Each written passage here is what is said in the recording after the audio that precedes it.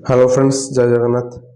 आज आम जाना एसएससी जीडी रिक्वायरमेंट विषय रे जो एसएससी जीडी वर्तमान बाहरी ऑल इंडिया से विषय रे आज आम जाना। तो से आम किसी इंपोर्टाट नोट्स टिके देखीदे। Date for submission of online application form 5/9/2024 to 10/14/10/2024 पर्यंत आपण आवेदन करें। ठीक अच्छे। Last date and time for received online application form last date आपंकर जो ऑनलाइन एप्लिकेशन फॉर्म रोचे 14/10/2024 पर्यंत ही रोचे। पूर्व आपको अप्लाई करा पड़ो। Last date and time for making online payment तो जो मैंने भी पेमेंट करेंगे से 15/10/2024 पर्यंत टाइम दिज्व। ता भितर आप पेमेंट कले से इलिजिबल हम। Dates of windows for application form correction आपंकर एप्लिकेशन फॉर्म आप जोटा आवेदन करेंगे से फॉर्म टाक आप करेक्शन करने 5/11/2024 ठू 7/11/2024 मात्र 2 दिन आपको समय मिल। जो 2 दिन भितर आपंकर जो भी भूल होता करेक्ट करेंगे। ठीक अच्छे। आउ जो कंप्यूटर बेस एग्जाम हम जो सीबीटी एग्जाम हम आपंकर जनवरी रु फेब्रुआरी 2025 मध्य हम। ठीक अच्छे। एबे आम देखा ए आपंकर सालारी केते रहिबो। पे स्केल आपंकर केमिति रहिबो। पे स्केल रहिबो लेवल 1 पे स्केल स्टार्ट करी लेवल 3 पर्यंत आपंकर पे स्केल रहिबो। जो थी कि आपको सालारी पलि आसो 18,000 टू 56,900 पर्यंत जोटा कि लेवल 1 रे आउ लेवल 3 रे हूँ 21,700 रु 69,100 पर्यंत आपंकर सालारी रही।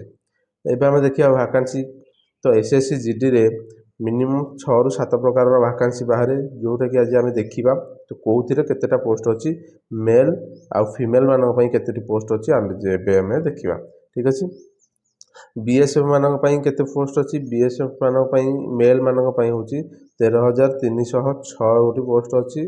आ बीएसएफ लेडीज मानी 15,654 गोटी पोस्ट सॉरी 2,348 गोटी पोस्ट रही।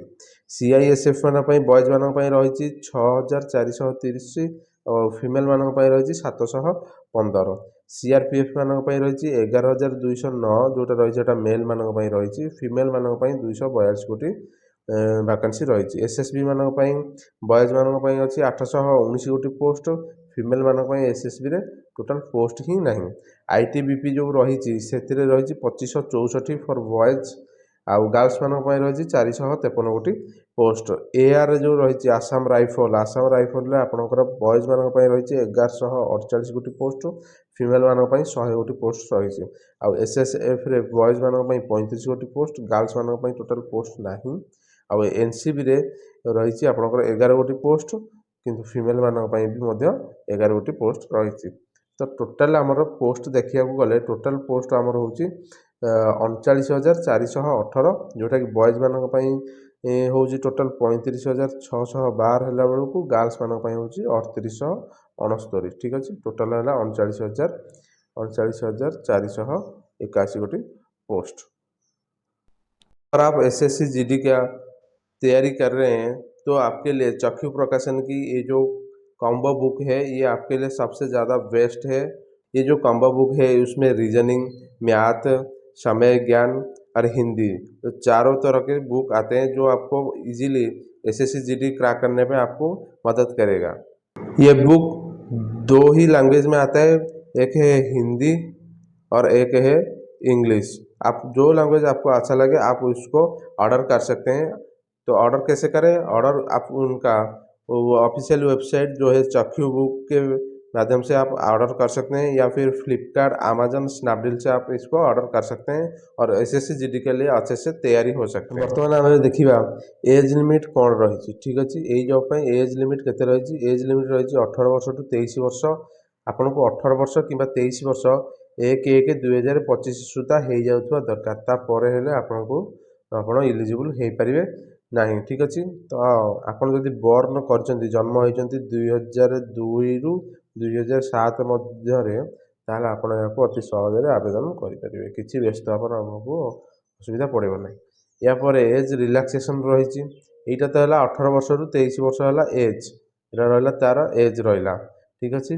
किंतु तार एज रिलैक्सेशन केते रही एज रिलैक्सेशन रही देखो एससी एसटी मान एज रिलैक्सेशन रही 5 वर्ष ओबीसी मान एज रिलैक्सेशन रही 3 वर्ष एक्स सर्विस मैन 3 वर्षर एज रिलैक्सेशन रही children and department of victim kill in the 1984 तो जो मैंने 1984 मसीह जो मानकर डेथ है ठीक अच्छे कि जो मानकर पेरेंट्स विक्टिम जो माओवादी कि आतंकवादी द्वारा जो मैंने किल होती रही 5 वर्षर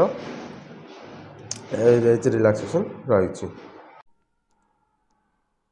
एसएससी जीडी भितर आमर एतिकी थिला आमर आपन जदि अप्लाई करिया को चाहूचंती ताले आपन ssc.gov.in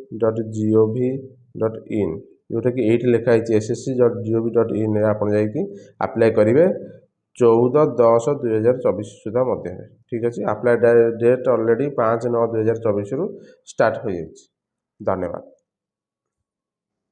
जदि एनसीसी करिसेंती स्कूल किंबा कॉलेज रे एनसीसी क्रॉप्स आपन जदि करिसेंती स्कूल रे आपन पाखरे जदि सी सर्टिफिकेट अछि ताल टोटल एग्जाम रो आपन को 5% मार्क मिल जिवो इजीली ठीक अछि जदि आपनकर एनसीसी रो बी सर्टिफिकेट अछि ताल आपन को 3% रो 3% टोटल एग्जाम रो 3% मार्क आपन को इजीली मिल जिवो जदि आपनकर ए सर्टिफिकेट अछि 2% मार्क आपनकर एग्जाम रो आपन को इजीली मिल जिवो ठीक अछि आपन जदि सी सर्टिफिकेट करिथिबे ताल आपनकर 5% 3% 2% ये परसेंट आपको इजीली मिल जाए एग्जाम ठीक है एसएससी जीडी भितर आमर एतिकी थिला आमर आपन जदि अप्लाई करिया को चाहूचंती ताले आपन ssc.gov.in जोटा कि एट लिखा है ssc.gov.in आपन जाइकी अप्लाई करेंगे 14/10/2024 सुधा मध्य ठीक अच्छे अप्लाई डेट ऑलरेडी 5/9/2024 रु स्टार्ट हो जाए धन्यवाद।